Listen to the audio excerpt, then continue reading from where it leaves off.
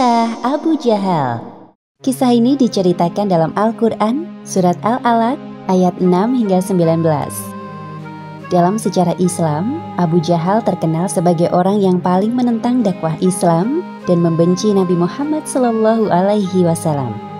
Ia selalu mencari cara untuk menyakiti Nabi Muhammad SAW, baik lewat ucapan maupun perbuatannya. Abu Jahal memiliki nama asli Amr bin Hisham. Ia adalah keturunan dari Bani Makhzum, salah satu suku yang memiliki kedudukan tinggi di kalangan penduduk Quraisy. Dahulu kala sebelum terkenal dengan julukan Abu Jahal, Amr bin Hisham memiliki julukan Abu Hakam karena dianggap orang yang cerdas. Bahkan ia termasuk dalam anggota elit di majelis Quraisy yang hanya bisa dihadiri oleh para tetua. Amr bin Hisham ini sangat bijaksana, beda dengan pemuda lainnya ya. Meski usianya masih muda, ia banyak membantu memecahkan permasalahan-permasalahan di masyarakat kita. Ya, benar. Pantas jika ia dijuluki sebagai Abu Hakam, bapak kebijaksanaan. Terima kasih, wahai Abu Hakam. Engkau adalah orang yang sangat baik. Sifat pemurahmu pasti mewarisi dari ayahmu. Terima kasih atas sanjungan kalian. Silahkan dinikmati hidangannya. Namun semua kebaikan yang ditampilkan Abu Jahal itu hanyalah kedok semata agar dirinya disegani oleh masyarakat Mekah. Zaman berganti, lahirlah seorang laki-laki keturunan dari Bani Hashim yang memiliki kepribadian sempurna. Beliau adalah Muhammad bin Abdullah yang kelak bertugas sebagai seorang utusan Allah menyebarkan agama Islam sebagai agama rahmatan lil alamin. Nabi Muhammad memulai dakwahnya secara sembunyi-sembunyi, baru kemudian secara terang-terangan kepada masyarakat Mekah. Wahai Ahlul Mekah, apakah kalian percaya jika aku mengatakan bahwa aku diutus kepada kalian dengan membawa risalah kenabianku, yakni mengenalkan agama Islam, penyempurna agama sebelum ini? Ya, kami percaya kepadamu, wahai Muhammad, engkau adalah Al-Amin. Meski begitu, hanya sedikit orang yang mengikuti dakwah beliau. Adapun orang yang terusik dengan dakwah Nabi, salah satunya Abu Jahal. Keponakan Abu Jahal, Al-Masur bin Mukromah, bertanya kepada pamannya perihal Nabi Muhammad SAW. Wahai pamanku, apakah engkau menuduh Muhammad sebagai pendusta sebelum ini? Wahai keponakanku, demi Allah, sesungguhnya Muhammad adalah Al-Amin, orang yang tidak pernah berdusta. Lantas kenapa engkau tidak mau mengikutinya? Untuk apa aku mengikuti agama yang dia bawa? Aku punya banyak harta. Hidupku pun dalam kemuliaan Bani Makhzum. Aku ingin hidup dengan aturanku sendiri, bukan dengan aturan agama yang dibawa oleh Muhammad itu. Jawaban itulah yang membuat Amr bin Hisham dijuluki sebagai Abu Jahal, yang artinya bapak kebodohan. Menurutnya, agama Islam hanya menyulitkan hidupnya. Kebencian Abu Jahal terhadap Islam sangat berdampak kepada kehidupan Nabi Muhammad. Berkali-kali ia mencoba menyakiti Nabi dengan segala upayanya. Suatu ketika, Nabi Muhammad sedang berjalan menuju masjid. Tiba-tiba, Abu Jahal menghampirinya dan melarang beliau sholat. Hai Muhammad, siapa yang memperbolehkanmu beribadah di tempat ini? Lagi pula, untuk apa sholatmu itu? Tak ada gunanya. Sudahlah, sia-sia saja semua itu. Nabi Muhammad tidak menanggapi perkataan Abu Jahal. Beliau hanya diam dan bersabar. Mengapa engkau hanya diam? Apa engkau takut kepadaku? Tahukah engkau bahwa aku ini orang yang sangat kaya? Pengikutku juga melebihi jumlah pengikutmu. Tidakkah semua itu membuatmu segan terhadapku? Abu Jahal berusaha semua menyombongkan kekuasaannya kepada Nabi Muhammad. Pada saat itulah turun wahyu berupa ayat Al-Quran, Surat Al-Alaq, ayat 6 hingga 8. Ketahuilah, sesungguhnya manusia benar-benar melampaui batas, karena dia melihat dirinya serba cukup. Sesungguhnya hanya kepada Tuhanmu lah kembalimu. Nabi Muhammad memulai sholatnya tanpa menggubris perkataan Abu Jahal. Hal itu membuat Abu Jahal kesal dan terhina. Awas saja kau Muhammad, lain kali tak akan akan aku biarkan engkau menghina aku seperti ini.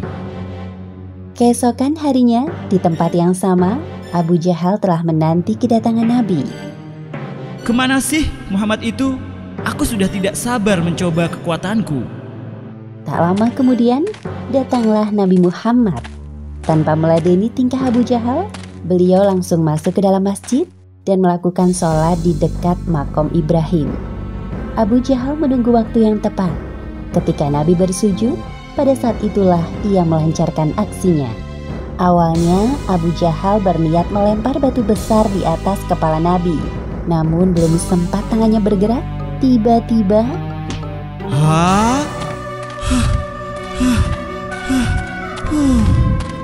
Hei Abu Hakam, mengapa kau tidak jadi melempar batu itu ke kepala Muhammad? Padahal tinggal sedikit lagi. Tadi aku melihat unta besar di hadapanku, berwarna putih. Unta itu membuka mulutnya yang besar. Aku kaget sekali. Hah? tidak berhenti sampai di situ. Kebencian Abu Jahal terhadap Nabi Muhammad semakin besar. Pernah suatu kali saat Nabi Muhammad bersujud dalam sholatnya, pasti kali ini tidak akan gagal lagi. Abu Jahal berjalan pelan mendekati Nabi. Ia berniat menginjak tengkuk Nabi yang sedang bersujud. Namun lagi-lagi gagal. Apa yang sedang terjadi, wahai Abu Hakam? Mengapa engkau lari terbirit-birit seperti itu? Tadi sewaktu aku hendak mencelakai Muhammad. Katakan dengan jelas, kami tidak mengerti ucapanmu. Jadi, tadi sewaktu aku hendak mencelakai Muhammad, aku melihat di hadapan kami ada parit api dan beberapa sayap. Hah? Sungguh? Apa benar sungguhan? Kejadian tersebut menjadi sebab turunnya ayat Al-Quran Surat Al-Alaq ayat 15 hingga 19. Ketahuilah, sungguh jika dia tidak berhenti berbuat demikian, niscaya kami tarik ubun-ubunnya, yaitu ubun-ubun orang yang mendustakan lagi durhaka. Maka biarlah dia memanggil golongannya untuk menolongnya. Kelak kami akan memanggil malaikat Zabaniyah. Sekali-kali janganlah kamu patuh kepadanya, dan sujudlah dan dekatkanlah dirimu kepada Tuhan. Meskipun berkali-kali Abu Jahal mencoba mencelakainya, Nabi Muhammad tidak serta-merta membenci. Beliau malah berdoa agar dua pemimpin kaum kafir saat itu, yaitu Umar bin Khattab dan Abu Jahal, terketuk hatinya untuk masuk Islam. Wahai saudaraku, aku punya ide bagus. Selagi Muhammad sedang sholat bersama pengikutnya, aku ingin memberinya hadiah istimewa. Hah? Bukankah engkau sangat membencinya? Mengapa sekarang malah memberi hadiah? Ah, bodoh sekali kalian ini. Bukan itu maksudku sebenarnya. Jadi begini, bawakan aku kotoran dari ternak peliharaan kalian yang baunya sangat busuk. Aku punya ide bagus untuk Muhammad. Oh, aku tahu apa yang sedang engkau pikirkan. Kemudian salah satu teman Abu Jahal membawakan kotoran ternak yang dimaksud. Ini yang kau inginkan? Abu Jahal segera melemparkan kotoran itu di atas kepala Nabi Muhammad yang sedang bersujud dalam sholatnya. Lihat Muhammad itu. Pada saat itu, keadaan kaum muslimin sangat lemah. Tidak ada yang berani melawan Abu Jahal dan pengikutnya. Ada seorang sahabat yang memberitahukan kejadian itu kepada anggota keluarga Nabi di rumah. Seketika itu juga, putri Nabi Muhammad, yaitu Fatimah, bergegas menuju masjid. Setelah Fatimah membersihkan kotoran di atas kepala Nabi, barulah Nabi bangun dari sujud dan menyelesaikan sholatnya. Ya Allah, hanya kepada Engkau aku menyerahkan keadaan kaum Quraisy ini. Bau sekali di sini, seperti bau kotoran kambing. Apa mungkin ada kambing yang tersesat di sekitar sini? Aku juga heran, mengapa kalian ini tahan beribadah di tempat bau seperti ini? Hei Fatimah, suruh ayahmu mandi dulu sebelum beribadah di tempat suci ini. Aku puas sekali hari ini. Ejekan kaum musyrikin itu sangat menyakitkan telinga setiap orang yang mendengarnya. Syukurnya, Nabi Muhammad adalah orang yang sangat sabar. Beliau memilih untuk pulang daripada meladeni perkataan orang-orang musyrikin itu. Ayo kita pulang, Nak. Kisah ini diceritakan dalam Al-Quran, salah satunya dalam surat Al-Anfal ayat 30. Diceritakan sebelumnya bahwa Abu Jahal berusaha mati-matian untuk mempermalukan dan mencelakai Nabi Muhammad SAW. Tidak hanya itu, ia juga menyiksa para budak yang mengikuti dakwah Nabi dengan kejam. Sampai pada akhir hayatnya, Abu Jahal mati dalam keadaan kafir. Dakwah Nabi Muhammad SAW mendapatkan tentangan keras dari kaum kafir di Mekah. Mereka menyerang Nabi dan pengikutnya secara terang-terangan. Sebagai pemimpin kaum kafir, Abu Jahal adalah otak di balik semua penyerangan tersebut. Saat ini, keadaan kota Mekah kacau balau. Penyiksaan terjadi di jalan-jalan. Tepatnya pada tahun ke-13 masa kenabian, Nabi Muhammad mengizinkan pengikutnya untuk hijrah ke Madinah. Rombongan kaum muslimin berangkat secara berangsur-angsur. Diharapkan dengan hijrah ke Madinah dapat mengurangi penderitaan kaum muslimin di Mekah. Kalian berangkatlah dulu. Aku akan tinggal di sini sambil menunggu turunnya wahyu dari Allah Subhanahu wa Ta'ala untuk hijrah ke Madinah. Baiklah kalau begitu, wahai Rasul. Mendengar kabar kepindahan kaum muslimin, Abu Jahal mulai gusar. Ia takut bahwa nantinya kaum muslimin akan mendapat tambahan kekuatan yang besar dari penduduk Madinah untuk menyerang balik mereka. Ini tidak dapat dibiarkan. Kita harus segera menyusun rencana. Segera kumpulkan semua kabilah di Darun Nadwah malam ini. Baik, wahai Abu Hakam. Majelis dihadiri oleh semua kabilah dari kaum kafir Mekah atau lebih dikenal sebagai kaum kafir Quraisy. Bukannya bagus Muhammad itu pergi dari sini? Jadi kita tidak perlu repot-repot mengusirnya. Jebloskan saja dia ke penjara dan biarkan membusuk di dalamnya. Sebentar, saudara-saudaraku, kita tidak boleh gegabah. Aku memiliki rencana jitu untuk menyingkirkan Muhammad. Cepat katakan, wahai Abu Hakam. Kami yakin rencanamu itu sempurna. Kita kumpulkan para pemuda dari masing-masing kabilah untuk berjaga di sekitar rumahnya. Kita kepung rumah Muhammad saat tengah malam. Lalu kita bunuh dia. Aku yakin apabila kita bersatu, tidak ada satupun Bani Hashim yang berani melindunginya. Bagus juga rencanamu, wahai Abu Hakam. Ya, kami setuju dengan rencana itu. Haha, aku tidak sabar menantikannya. Rencana jahat kaum kafir Quraisy telah diketahui Nabi melalui perantara malaikat Jibril. Wahai Muhammad, malam ini jangan tidur di tempat tidurmu, karena sesungguhnya Allah Subhanahu wa Ta'ala memerintahkanmu untuk berhijrah ke Madinah. Nabi Muhammad menyuruh Ali bin Abi Thalib untuk berbaring di tempat tidur beliau. Inilah strategi yang dilakukan untuk mengecoh para pemuda kafir Quraisy. Wahai Ali, tidurlah engkau di tempat tidurku dan pakailah selimutku. Semoga engkau selalu dalam lindungan Allah. Baik, wahai Rasulullah. Pada 2/3 malam, Nabi Muhammad keluar dari rumahnya sambil membaca surat Yasin. Atas izin Allah, kepergian Nabi Muhammad tidak terlihat oleh kaum kafir Quraisy. Sementara itu, di sisi lain, wahai Abu Bakar, kita harus segera pergi dari sini. Keadaan mulai tidak aman. Pasukan Abu Jahal telah mengepung rumahku. Baiklah, wahai Nabi. Sebentar, aku siapkan perbekalan untuk kita. Nabi Muhammad dan Abu Bakar meninggalkan Mekah melewati jalur yang tidak biasa dilalui. Kemudian mereka bersembunyi di Gua Sur selama 3 hari 3 malam. Sebagaimana yang disebutkan dalam Al-Quran, surat Al-Anfal ayat 30.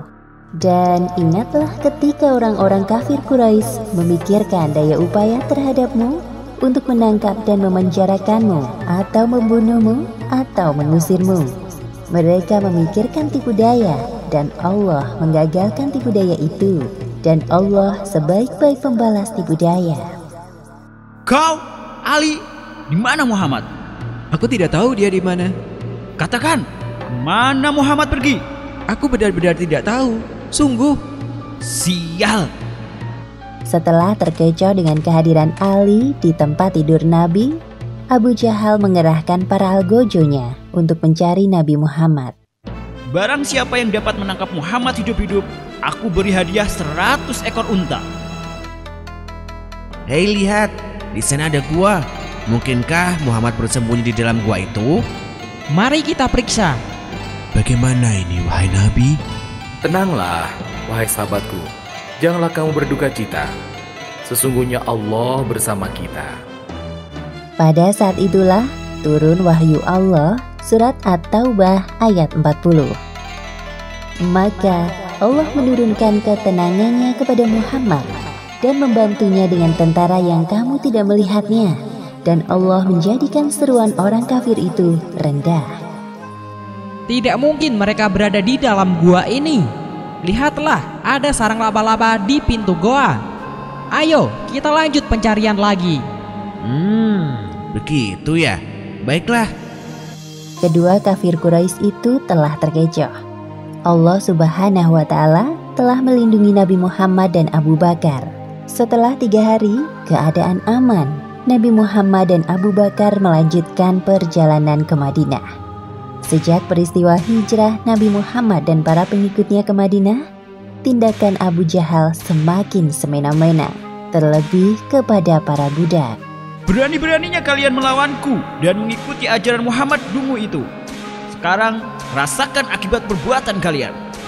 Ya Allah, hanya kepadamu hamba berserah. Aku tidak akan berhenti sampai kalian mau keluar dari Islam. Demi Allah, aku tidak akan keluar dari Islam. Berani sekali kau melawan tuanmu? Dasar budak tidak tahu diuntung. Ambilkan aku tombak itu. Karena engkau tidak mau murtad, kau juga akan aku hukum sama seperti suamimu. Tidak ada yang bisa menggoyahkan keimananku kepada Allah, termasuk engkau, Tuan. Banyak bicara kau ini. Pasangan suami istri, Yasir dan Sumayyah, meninggal akibat siksaan berat yang dilakukan oleh tuan mereka sendiri. Abu Jahal benar-benar tidak memiliki hati nurani. Sekarang giliranmu, wahai bocah. Kalau kau tidak mau keluar dari Islam, nasibmu sama seperti kedua orang tuamu. Katakan jika kau mengakui Tuhan Lata Uzza. Dengan penuh keterpaksaan, Ammar melakukan perintah Abu Jahal. Ia terpaksa melakukannya karena nyawanya terancam. Bagus, lepaskan dia. Ya Allah, apa yang telah aku lakukan? Ampuni hambamu ini, ya Allah. Harusnya tadi aku memilih mati seperti kedua orang tuaku. Ammar sangat menyesal atas apa yang telah diperbuatnya.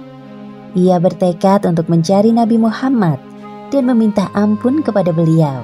Dakwah Nabi Muhammad disambut baik oleh kaum Ansor, penduduk asli kota Madinah. Meskipun telah berhijrah, kaum kafir Quraisy masih suka mengganggu dan merampas harta kaum muslimin. Suatu ketika, kafilah dagang kafir Quraisy yang dipimpin oleh Abu Sofyan pergi ke Syam.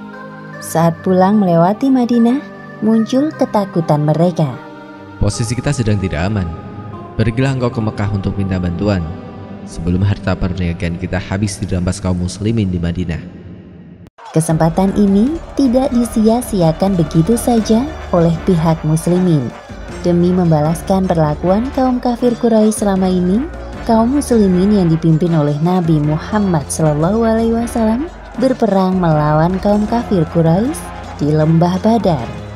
Di tengah peperangan yang berkecamuk, ada 2 orang pemuda pemberani dari kaum Ansor yang mencari Abu Jahal. Mereka bernama Mu'adz dan Mu'awidz bin Afra. Wahai paman, apakah paman tahu Abu Jahal? Ya, aku mengenalnya. Ada perlu apa kalian dengannya? Saya dengar Abu Jahal selalu berusaha menyakiti Nabi Muhammad selama di Mekah. Demi Allah, saya ingin membunuhnya. Hah? Tunggulah sebentar. Aku akan menunjukkannya. Nah, itu dia Abu Jahal.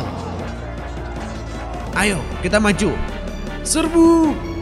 Walaupun pada akhirnya kedua kakak beradik itu meninggal, mereka tetap berjasa dalam melukai kaki Abu Jahal. Menjelang kematiannya, Abu Jahal tetap menghina Islam. Di akhir Perang Badar, Abdullah bin Mas'ud berhasil melumpuhkan Abu Jahal. Setelah pemimpin mereka terbunuh, kaum kafir Quraisy tercerai-berai. Perang berakhir dengan kemenangan di tangan kaum muslimin. Wallahu a'lam bishawab.